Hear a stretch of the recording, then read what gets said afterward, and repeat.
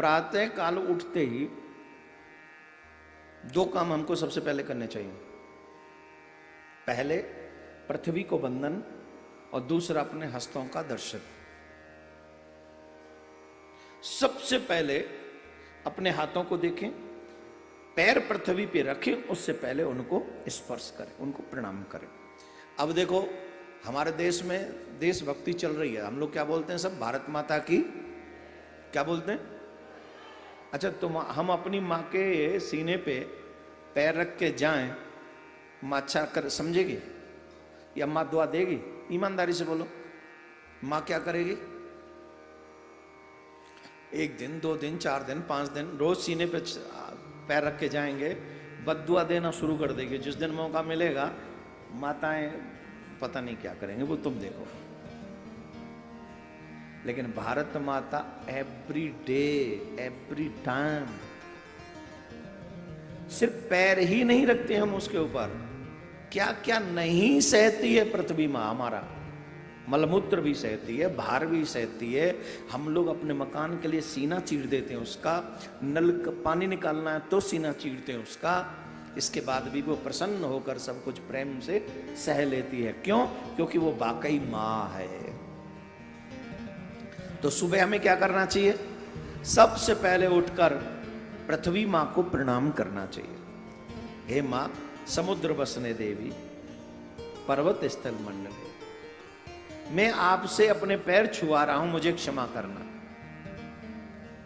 मुझे क्षमा करना। ऐसा कह के पहले प्रणाम करे, उसके बाद पहले अपने हाथ दे के फिर पृथ्वी को प्रणाम करे, फिर नीचे उतरे, फिर स्नान करे, सूर्य को जल दे, ये फिर ध्यान करे, फिर भजन करे। ये भगवान का नित्य नियम है और ये हम सबको करना चाहिए।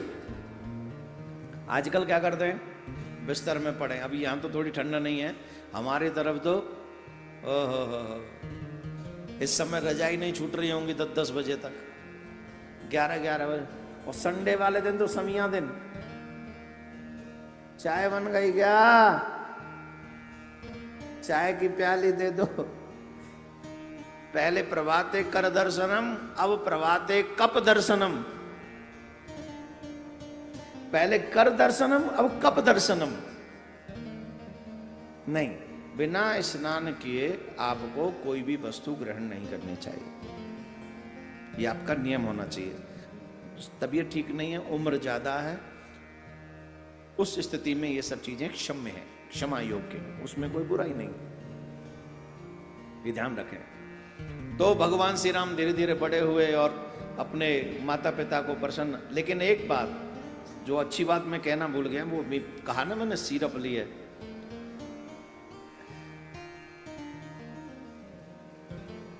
माता पिता और गुरु, इन तीनों को भगवान श्री राम एवरी डे प्रणाम करते हैं। मॉर्निंग में जैसे ही बिस्तर छोड़ा, स्नान किया, ध्यान किया, सूर्य को जल दिया, और जैसे ही माता पिता के सामने गए सबसे पहले चरण स्पर्श किए, गुरु के पास गए चरण स्पर्श किए।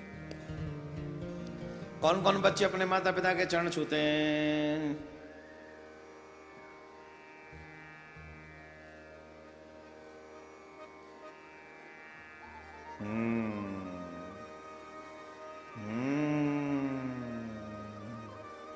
इंग्लिश मीडियम जिंदाबाद जिंदाबाद जिंदाबाद जिंदाबाद। इंग्लिश मीडियम जिंदाबाद जिंदाबाद। A for Apple, Z for zebra.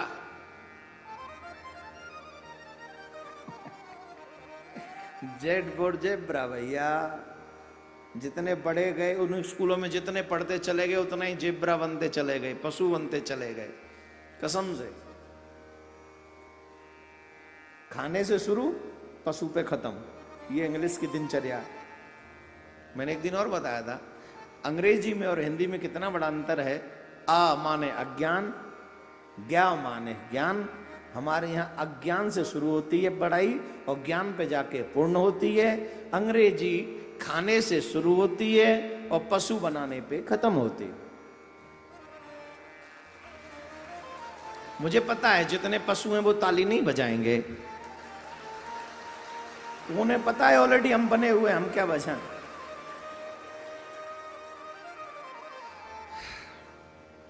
बेटियां माँ बाप के पैर न छुएं, सास ससुर के हर दिन पैर छूने चाहिए बहू को। तो माँ बाप को बेटियां का प्रणाम कैसे करें? बोले हाथ जोड़ के, सर झुका के, विनम्र होकर प्रणाम करें। बेटा क्या करें? बोले माँ बाप के चरण छुएं, गुरु के चरण छुएं। भगवान श्री राम ने यही किया। आज के जीव की प्रॉब्लम है, झुकता नहीं है। झुकता है क्या? नहीं झुकता। उसे झुकने में ऐसा लगता है कि बहुत बुरा है। सुबह सुबह देखो बच्चे, गुड मॉर्निंग डैड, ऐसा लग रहा है जैसे 5 बोतल पी के सोया था, 4 उतर गई हैं, 1 का नशा भी है। Good morning dad. और बड़ी भयंकर है ये डैड। एक ये डैड और एक,